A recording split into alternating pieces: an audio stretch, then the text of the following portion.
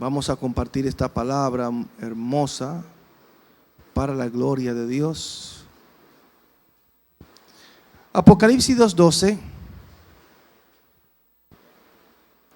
Leemos para gloria del Padre, Hijo y Espíritu Santo. Y escribe al ángel de la iglesia en Pérgamo, el que tiene la espada aguda de 2 filos, dice esto: yo conozco tus obras y donde moras, donde está el trono de Satanás, pero retienes mi nombre y no has negado mi fe, ni aun los días en que Antipas, mi testigo fiel, fue muerto entre vosotros, donde mora Satanás. Pero tengo unas pocas cosas contra ti, que tienes ahí a los que retienen la doctrina de Balaam, que enseñaba a Balac a poner tropiezo ante los hijos de Israel, a comer de cosas sacrificadas a los ídolos y a cometer fornicación.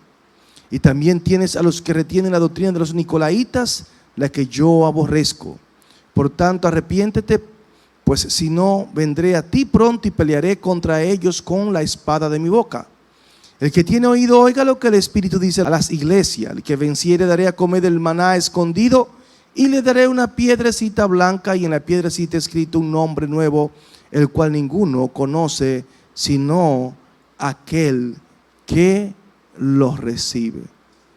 Señor, te damos gracias por estas palabras. Te pedimos, Dios mío, que tú nos ayude a compartirlas, Señor, en amor, y que podamos edificarnos, Dios mío, Señor, de una manera muy poderosa. Gracias, mi Dios, por esta oportunidad en esta hermosa noche. En el nombre poderoso de Jesucristo. Amén y amén. ¿Se pueden sentar, amados? Vamos a desarrollar estos versos en esta hora. Una vez más vemos aquí el Señor hablando a la iglesia de Pérgamo, la tercera carta a la iglesia. Y vemos aquí al ángel revelándole a través de Juan lo que el Espíritu dice a la iglesia. Dice: escribe al ángel de la iglesia en Pérgamo, el que tiene la espada aguda de 2 filos, dice esto. Pérgamo, una ciudad importante, no tal vez con la connotación que tenía la iglesia de Éfeso, de Esmirna. Estas ciudades también eran muy importantes, pero esta localidad de Pérgamo tenía algunas características muy especiales.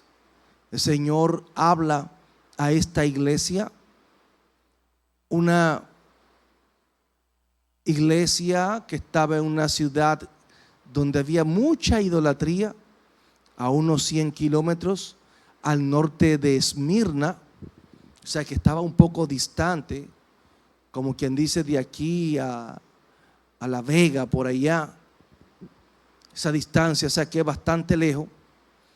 Y dice la historia que esta localidad de Pérgamo, que estaba al norte de Esmirna, estaba en la vía romana que unía el territorio de la provincia romana de Asia. Esta ciudad, una ciudad que tenía mucha facilidad para llegar en barco, en un tiempo tuvo mucha connotación.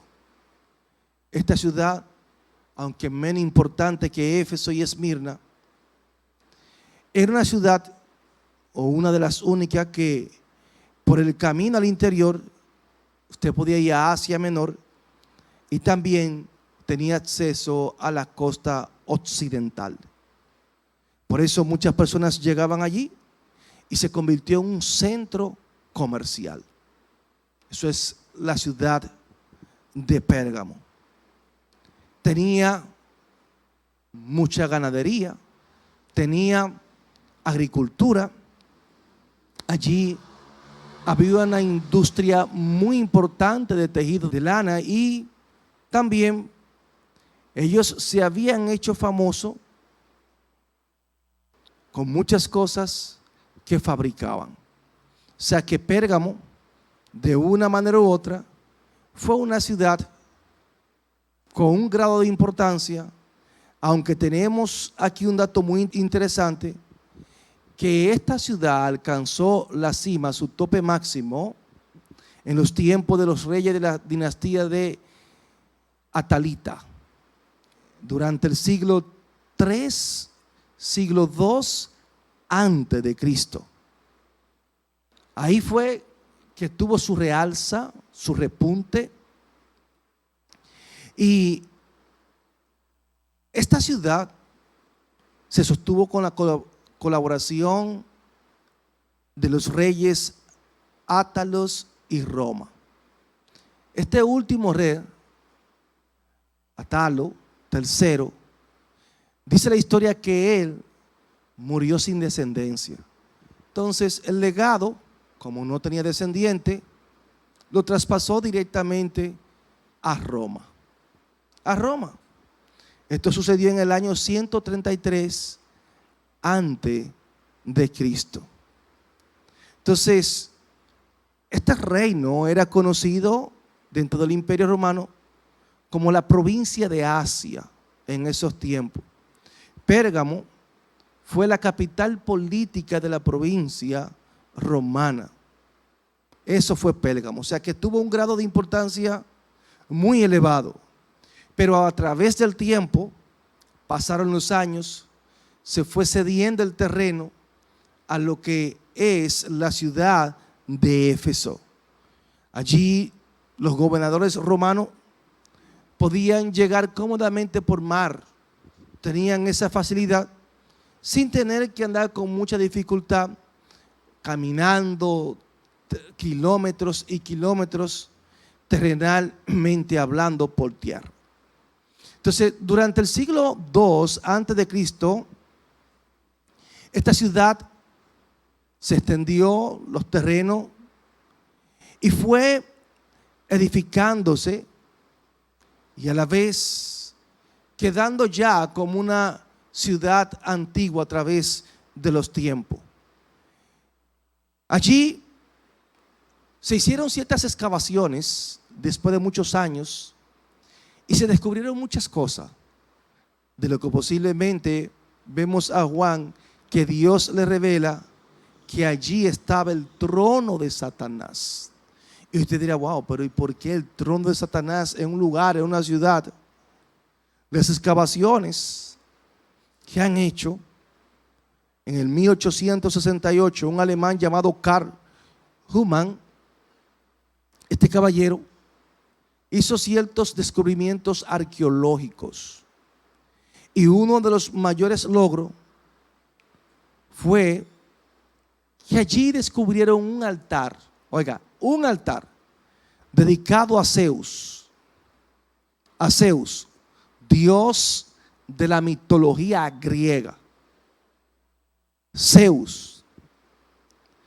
Y esto fue construido posiblemente entre el 197 al 159 antes de Cristo. Y posiblemente por un rey llamado Eumenes. Dice que a donde este altar estaba localizado, medía, oiga,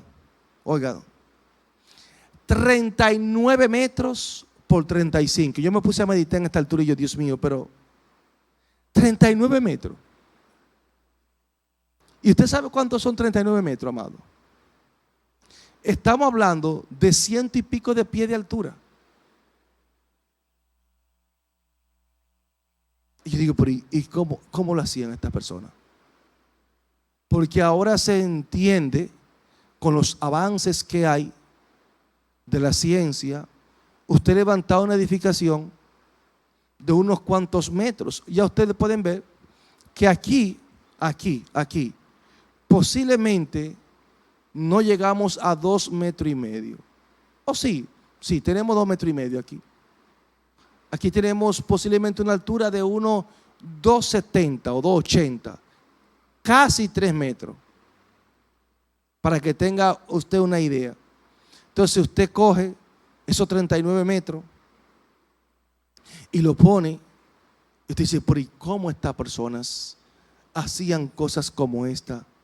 Y nosotros nos sorprendemos. Hay cosas del pasado que todavía nos estamos preguntando cómo lo hicieron. ¿Cómo lo hicieron? 39 por 35 metros. Y una superficie, dice, de 9 metros de alto. 9 metros de alto. Dice aquí ellos en ese descubrimiento arqueológico que hicieron, que este templo tenía una escalinata de piedra formada por 28 escalones de 18 metros cada uno. Cada uno. Y detrás tenía un altar en el interior. Y las personas allí tenían este lugar como un lugar de adoración. Adoración. Dice que él representaba a este altar, lo que había en aquel lugar, la batalla entre dioses gigantes, ilustrando la derrota de los galos a mano de Eumenes. O sea, todo esto está basado en lo que es la mitología griega. Allí habla de la vida de Telefus, hijo de Hércules. Ustedes han mencionado a Hércules, ¿verdad que sí? Lo han escuchado mencionar. Y estos antepasados mitológicos. Entonces vemos allí que Pérgamo era un lugar que, más que creer en la palabra del Señor, creía totalmente en la mitología griega. La mitología griega, asimismo, el fundamento es un mito.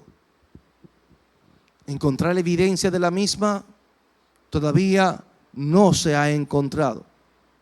Los excavadores han hecho muchos grandes hallazgos en aquel lugar, y se dice que esta ciudad de Pérgamo también tenía una de las bibliotecas más importantes de la época.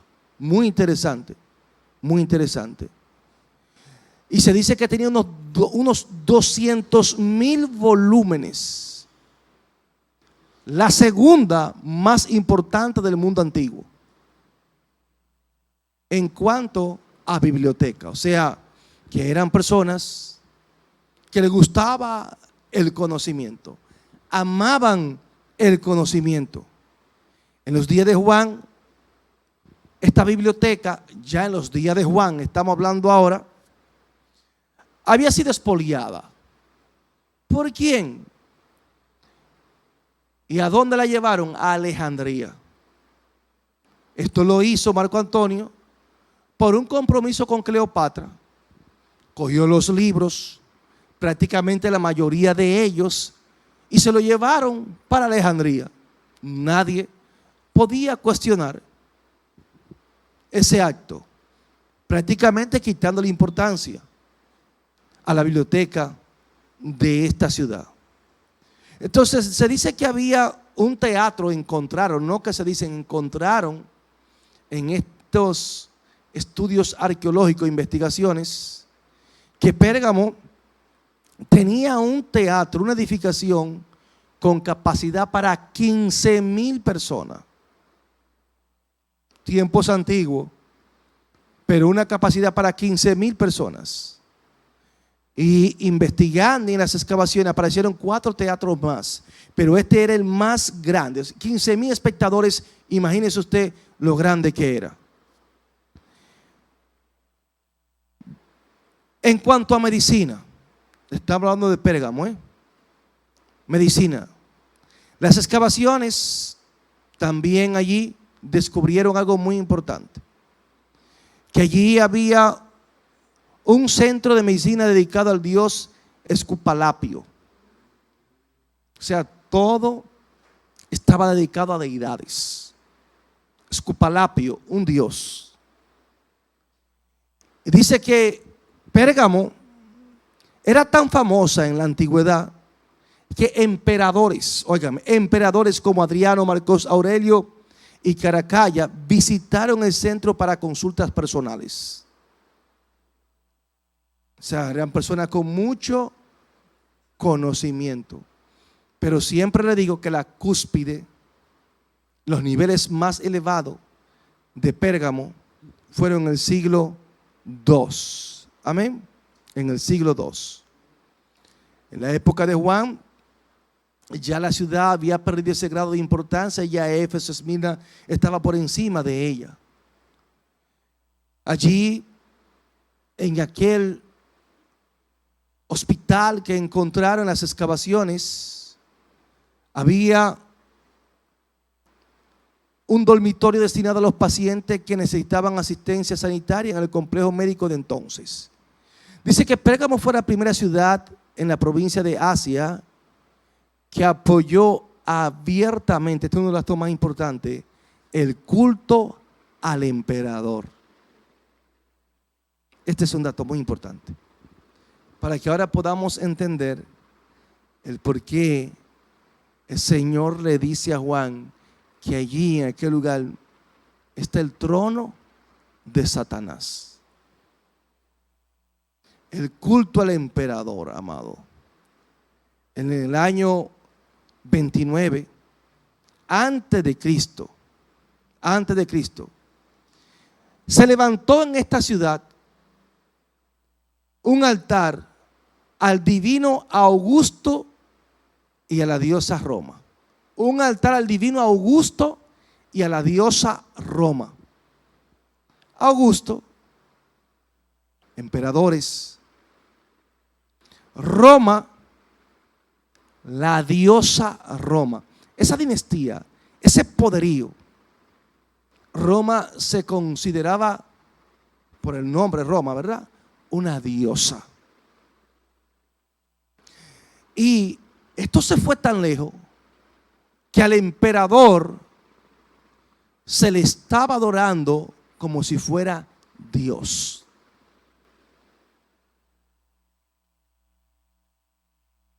Dios tenga misericordia. Entonces, por esto, Pérgamo se consideró, se transformó en la principal sede allá en Asia del culto al emperador. La etimología de este nombre de Pérgamo, la palabra que se utiliza aquí es un compuesto de las voces griegas que significa boda o matrimonio. Estamos hablando de gamo. Y la parte per, que dice que es difícil de precisar esta parte. Pero posiblemente un aproximado del significado del nombre es matrimonio mixto. Boda o matrimonio mixto. Ese podría ser el significado del nombre de Pérgamo. Entonces, conforme a los historiadores o historicistas, estas personas asignan a esta ciudad de Pérgamo el periodo histórico de la unión entre el Estado y la iglesia, iniciado por el emperador Constantino. Usted dirá, pastor, pero Constantino, esto surgió en el 313. Y cuando Juan está escribiendo, posiblemente es en el siglo I. Ustedes saben que las cartas a las iglesias, aparte de que tienen una aplicación en ese momento y que fue de gran bendición, de fortaleza y edificación para las iglesias a las cuales se le escribió, también tiene una aplicación escatológica. O sea, que es para todas las iglesias del mundo, no solamente para esas 7 iglesias, porque lo que el Señor allí le está dando y está corrigiendo cuando usted lo analiza, muchos de nosotros estamos atravesando, no posiblemente por lo mismo en cuanto a persecución, pero hay otras iglesias que están siendo perseguidas y lamentablemente lo que el Señor corrige a estas iglesias, cuando usted analiza la iglesia actual, muchos estamos haciendo lo mismo. Por eso es de aplicación para aquella época y es de aplicación actual y para cualquier época, amado, de la iglesia. Amén. Entonces, es por esto que aunque Constantino en el siglo IV surgió su reinado, allí es que entendemos claramente por las revelaciones que tuvo Constantino, que se hace entre comillas religioso, no le voy a decir cristiano, religioso, y él es que de una manera u otra le da una tregua a la iglesia con el edicto de Milán, le da ciertas facilidades, se le devuelve los bienes allí a los cristianos que le fueron incautados y la iglesia tiene cierta libertad. Entonces se comienza esa cofradía, porque ustedes saben que yo como emperador quiero consejeros cristianos, y así comienza a estrecharse esa relación entre los cristianos y el imperio, a tal punto, amados hermanos, que esto se fue corrompiendo, y esto le abrió una puerta a muchas personas que eran del paganismo, porque Constantino, él automáticamente dice que todo el mundo tiene que ser cristiano. O sea, el evangelio ahora se impone por la fuerza, el cristianismo, y el que no fuese cristiano había que liquidarlo. Imagínense, estas personas sin fundamento, ¿qué hacen? Vamos a convertirlo al cristianismo que dice Constantino. Entonces dentro de la iglesia había que mantener contento a todo el mundo. Yo con mi paganismo, usted con su cristianismo. De ahí entonces es que también viene una separación de aquellos que entendían los principios de la palabra de Dios y que no podían unir el cristianismo, que es puro, con el paganismo, o convertirnos en personas pragmáticas o sincréticas. Eso es algo que nosotros como cristianos tenemos siempre que tenerlo bien claro.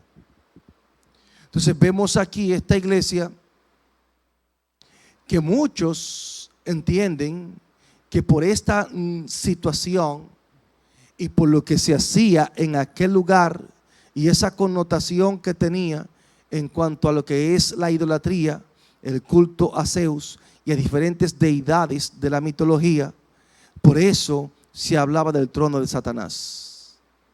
Satanás siempre ha buscado la manera, amados hermanos, siempre de dañar las cosas del Señor. Y él sigue hablando aquí en la visión donde dice dice el que tiene la espada aguda de 2 filos, dice esto.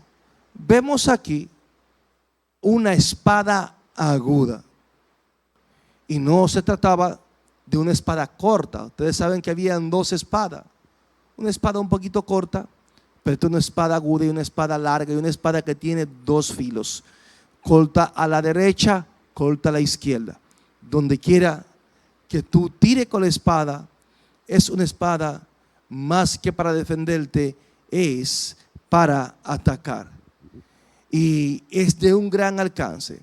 Vemos aquí la espada, es el emblema de aquel que tiene autoridad para juzgar, ejecutar la sentencia judicial. Si nos vamos a Romanos, su capítulo 13, verso 4, dice la Biblia: porque es servidor de Dios para tu bien, pero si haces lo malo, teme, porque no en vano lleva la espada, pues es servidor de Dios, vengador para castigar al que hace lo malo.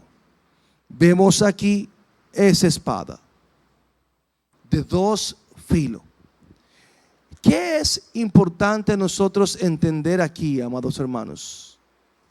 Que muchas veces cuando tú y yo no sabemos utilizar la espada del Espíritu, la palabra del Señor, si tú y yo no nos sometemos a ella y vivimos conforme a ella, Entonces esa misma palabra Dios la utiliza para juicio. Cuando tú y yo no somos obedientes a la palabra, porque tú y yo podemos derrotar al enemigo con la palabra, pero si no sabemos utilizar la palabra, la malinterpretamos, la malaplicamos y la utilizamos para justificar nuestras acciones pecaminosas, entonces ustedes pueden estar seguros que vamos a cosechar el juicio de Dios. Así de sencillo, amado. Suena duro, pero esa es la realidad. La realidad. Y vemos aquí, el que tiene la espada, la de dos filos, la aguda, dice esto. Entonces, vemos que esto no es un juego. Esta es una realidad. El verso 13, el Señor habla, dice, yo conozco tus obras. Eso es lo que yo hago. Yo la conozco tus obras.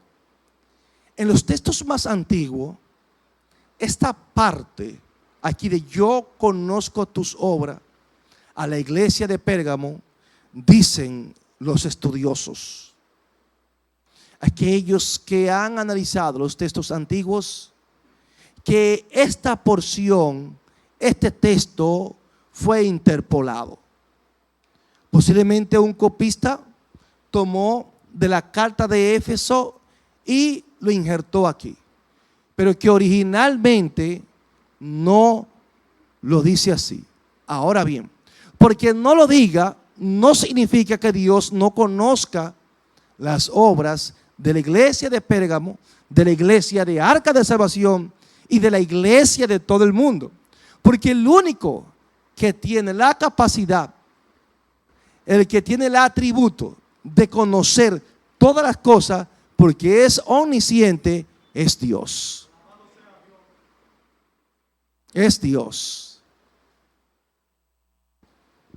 Pero hago esta aclarante, porque si lo que escudriñan aquellos que tienen la oportunidad de dominar el griego y investigar los textos antiguos, si no lo dice, no lo dice. No lo dice.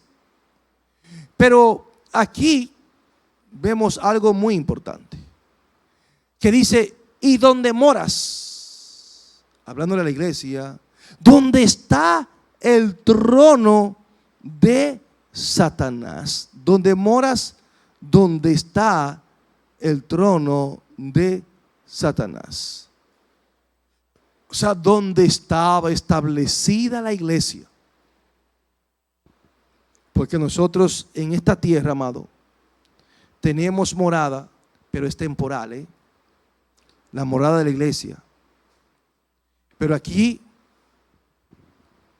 vemos nosotros al Señor dándonos a entender que en el lugar donde está esta iglesia, allí está el trono de Satanás. En Pérgamo estaba el asiento de poder y gobierno de Satanás sobre el mundo. Pérgamo.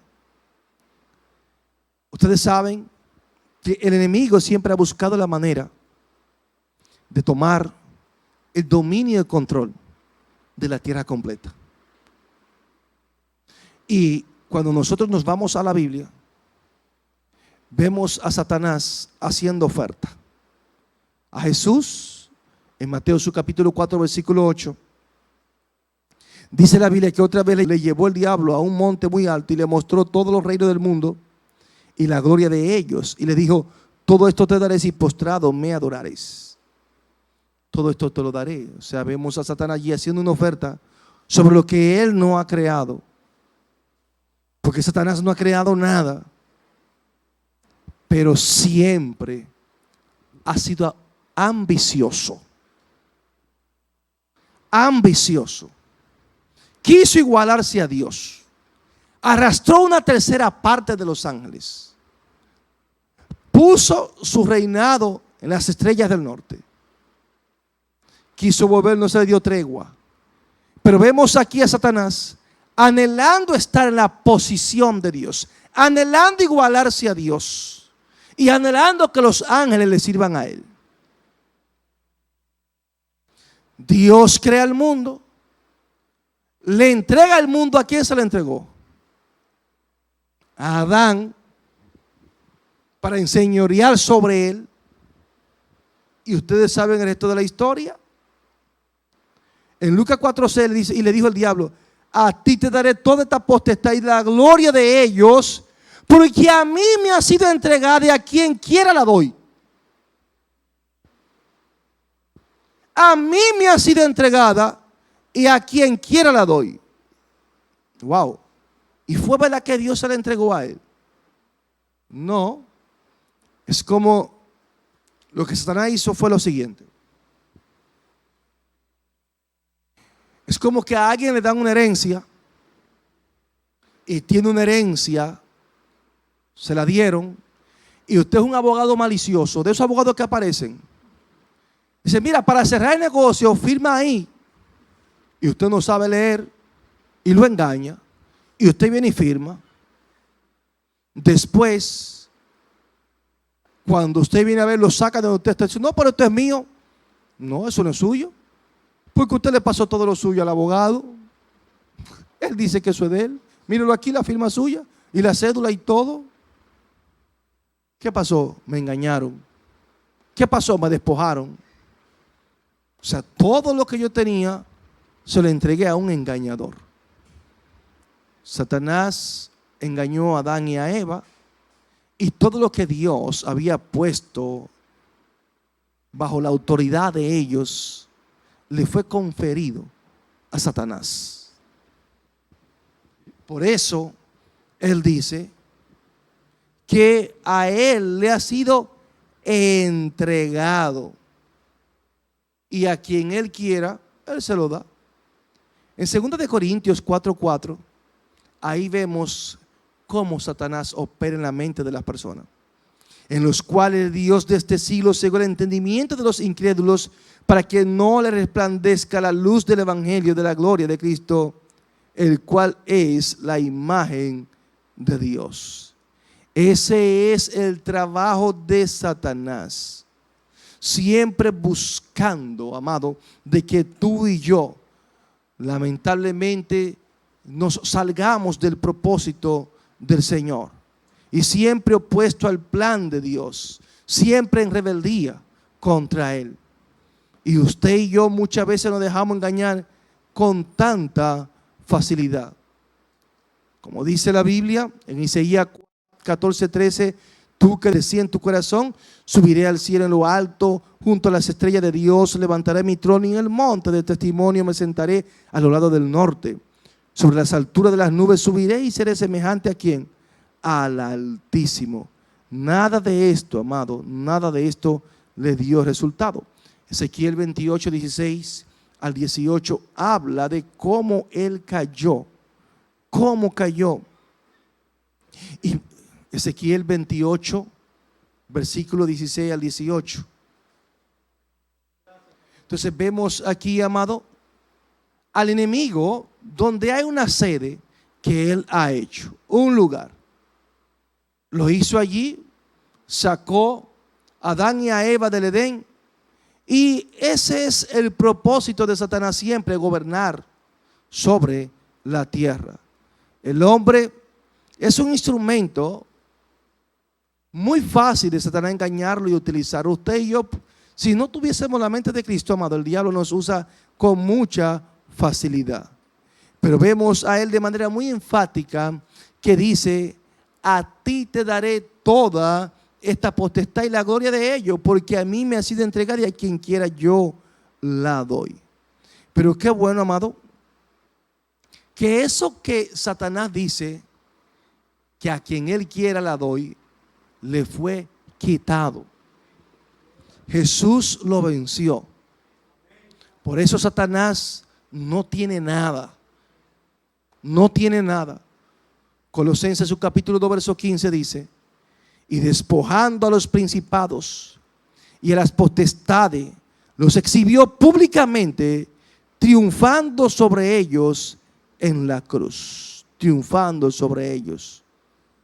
Por eso Apocalipsis, su capítulo 11, verso 15, nos dice a nosotros de ese reinado donde el diablo no tendrá parte, pero óigame, ni una pezuña en aquel lugar. Dice: el séptimo ángel tocó la trompeta y hubo grandes voces en el cielo que decían: los reinos del mundo han venido a ser de nuestro Señor y de su Cristo, y Él reinará por los siglos de los siglos. Amén. Entonces vemos aquí, amado, el enemigo desde el inicio siempre se ha opuesto. Vamos a ver cómo Pérgamo recibe esta influencia de Satanás. ¿Cómo? Sencillo. La historia y la Biblia nos habla de un personaje. Ustedes han escuchado la Torre de Babel. En los tiempos de Babel fueron tiempos de mucha rebelión. Había un hombre llamado Nimrod, cazador, un hombre con una influencia, con el deseo de gobernar el mundo, un hombre influenciado por el mismo Satanás. Este caballero estableció su reino allí en Babel. Y de este caballero y de la historia de la madre es que surge la religión babilónica en esa época. ¿Por qué se caracterizaba? Los sacerdotes allí vestían con color púrpura, en sus cabezas unos gorros sagrados en forma de mitra puntiaguda que representaba la forma de la cabeza de un pez. Si ustedes ven los sacerdotes del catolicismo romano, van a ver cierta similitud.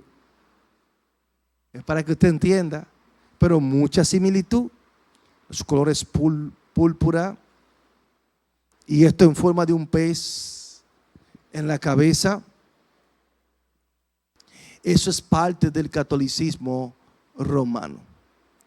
Quiero decirle que estas personas tenían una costumbre de quemar incienso. Y le pregunto yo a usted, ¿a dónde usted ha visto que queman incienso? Cuando hacían hora santa allá en el campo, que yo iba y estábamos ahí, cuando moría alguien, allá estaba Graciela, que yo creo que murió, quemando su incienso.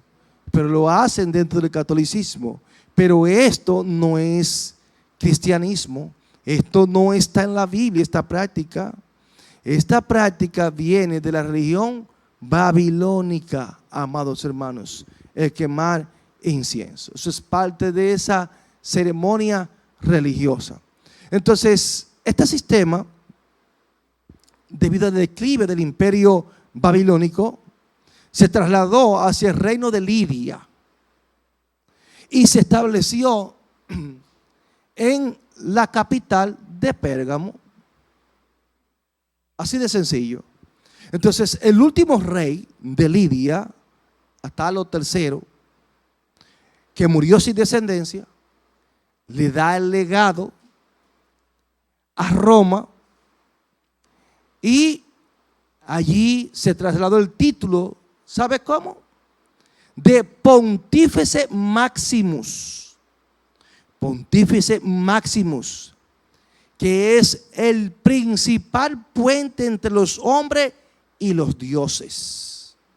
Al emperador romano así se le llamó, Pontífice Maximus. De manera que en Pérgamo es que se establece el trono de Satanás. Para que entendamos esa expresión del trono de Satanás. Al emperador se le llama Pontífice Maximus.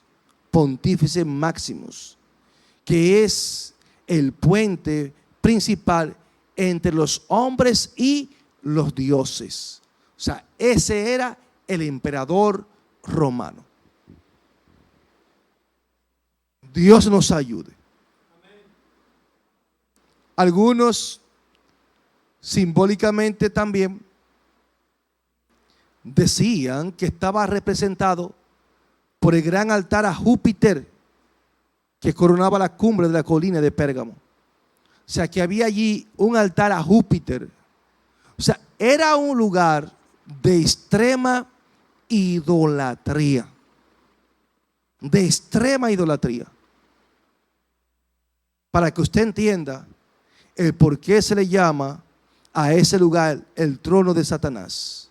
Dice, pero tienes mi nombre y no has negado mi fe. O sea, que a pesar de que Satanás había establecido su trono en aquel lugar, vemos nosotros aquí algo muy importante. Que había una iglesia fiel. Una iglesia pero muy fiel. Persecución no la detuvo. Amenaza no la detuvo. Nada pudo debilitar la fe de esta iglesia. Y ahí se cumple la palabra de Mateo, su capítulo 16, verso 18.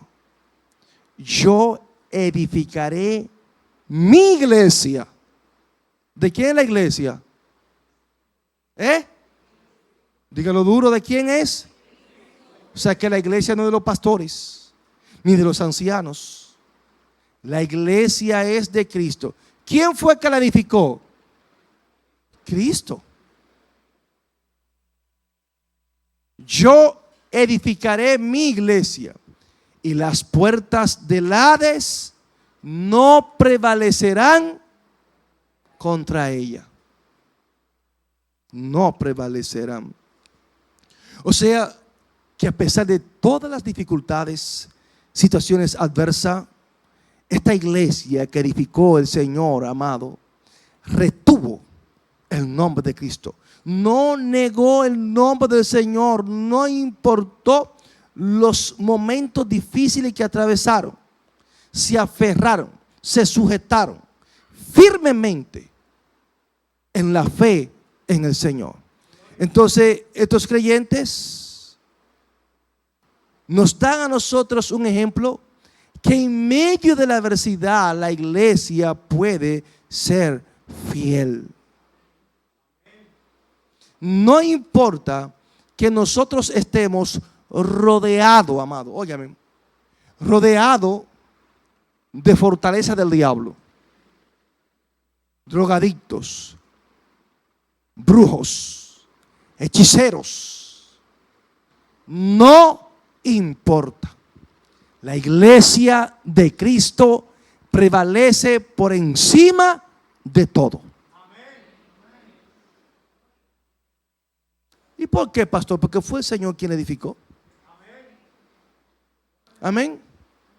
O sea que nosotros en un mundo hostil, en un mundo contrario, antagónico, adverso, nosotros podemos mantenernos fiel, confesando de que Cristo es el Señor de nuestras vidas. Amén.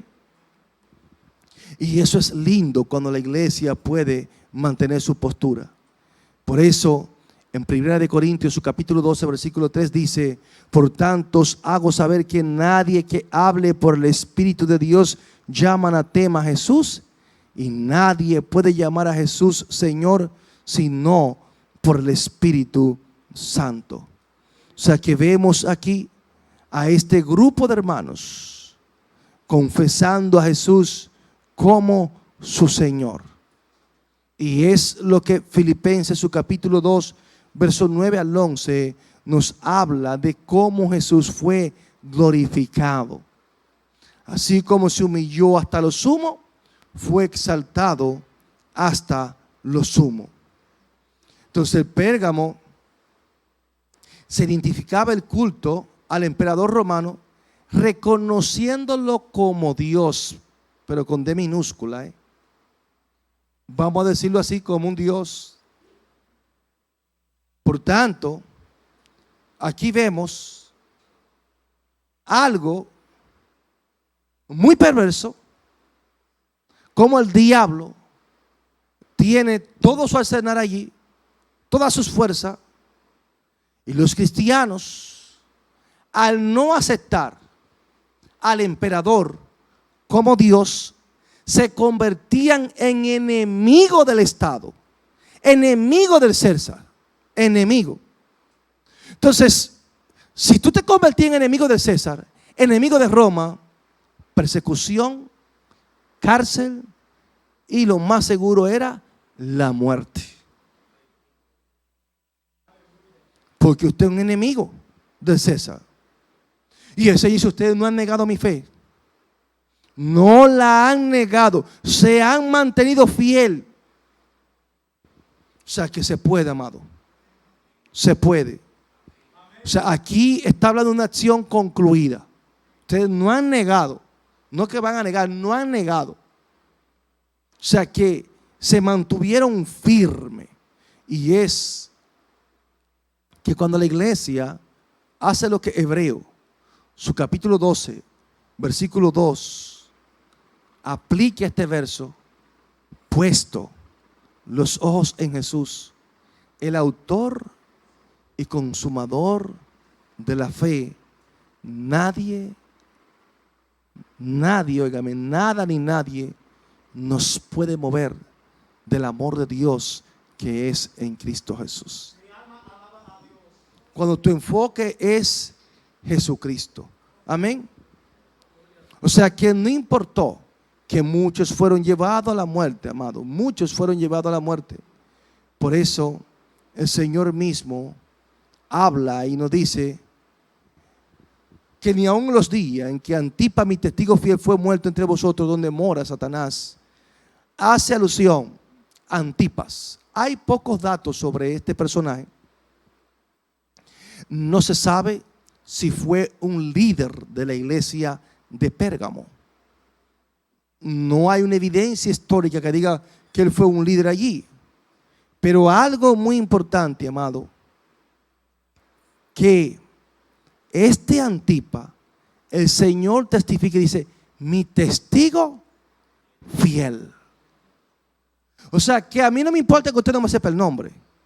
Aquí lo importante es que Dios sabe quiénes son fieles. Quiénes son fieles. Y cuando tú le eres fiel a Dios, amado, Dios se mantiene siempre siendo fiel. Este caballero mantuvo su integridad, su fe en el Señor, y se convirtió en un mártir. Su testigo fiel. Su testigo fiel. Dios quiere de cada uno de nosotros, amados, que seamos fieles a Él. Dese cuenta que a la hora de morir, esto es difícil que usted pueda soportarlo en la carne. Vengan, mátenme. No, tú tienes que tener los recursos del Espíritu. Porque el Espíritu es quien a nosotros nos da la fortaleza y pone en nosotros el querer por el hacer y el hacer por su santa y bendita voluntad. Para usted resistir hasta la muerte tiene que tener la ayuda del Espíritu.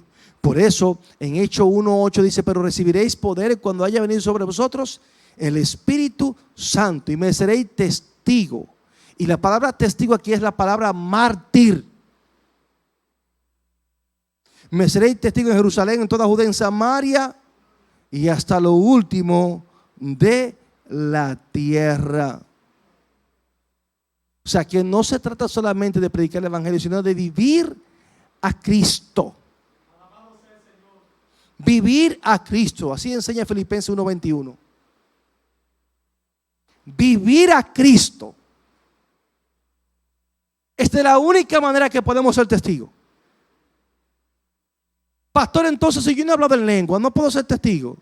Es que cuando tú crees por la fe, tú recibes el Espíritu Santo de Dios. Es un error que lamentablemente nosotros los pentecostales tenemos, que creemos que si alguien no habla en lengua no tiene el Espíritu Santo. Y todo aquel que ha confesado a Jesucristo y lo ha aceptado como único y suficiente Salvador, se convierte en un templo del Espíritu Santo y es sellado con el Espíritu Santo. Sellado totalmente. Por eso el Señor nos insta y nos motiva a nosotros a que seamos fieles hasta que hasta la muerte, amado hermano. Entonces, este caballero, en un lugar hostil, contrario, totalmente, mantuvo una fe inquebrantable, amado. Una fe en el Señor. Nada lo desvió del amor de Cristo. Y el Señor mismo es quien está testificando de él a la iglesia de Pérgamo. O sea, vemos aquí, amado, que nos pueden quitar la vida, pero no nos pueden quitar la fe. Podemos estar en un entorno totalmente antagónico, muy hostil, en un ambiente contrario. Por allí nosotros podemos ser fiel a Dios.